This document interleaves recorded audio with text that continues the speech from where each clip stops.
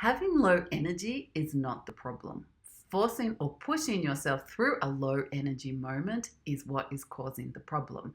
Now, our bodies, when it goes into low energy, is trying to tell you to rest. And if you honor that, suddenly you'll realize that you're not frustrated and you're not trying to push through and you're not just increasing the burnout even more. So if you're in a low energy moment, go and have a nap.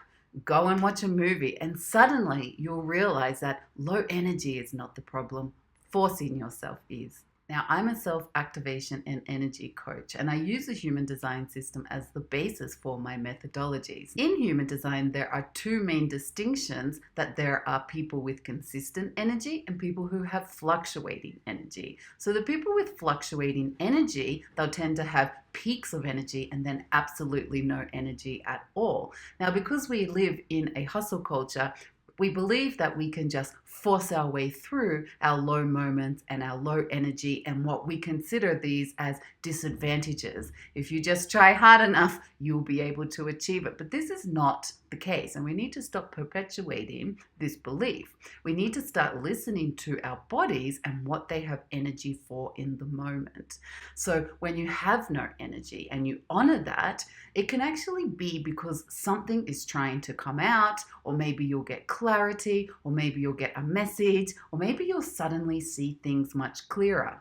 Now, what often happens is that when we try to push ourselves through a low energy moment and the energy is just not there, it will take you twice as long to do the same task. Now, if you just waited, and maybe it's even till the next day, maybe it's just for a few hours, you would do that task in half the time. So if we could start allowing more of these peaks of high energy and low energy, you'll be able to get a lot more done in your high energy moments if you allow rest during the low energy moments. Now, when we listen to our bodies, it is usually because it is designed for helping our true gifts come out. So generally, people who have inconsistent energy tend to be what I call the seers. They have lots of ideas, they're very creative, very innovative people. So when they push through energy and forcing themselves, often they lose all of their gifts because they no longer can see or have that room or space for innovation.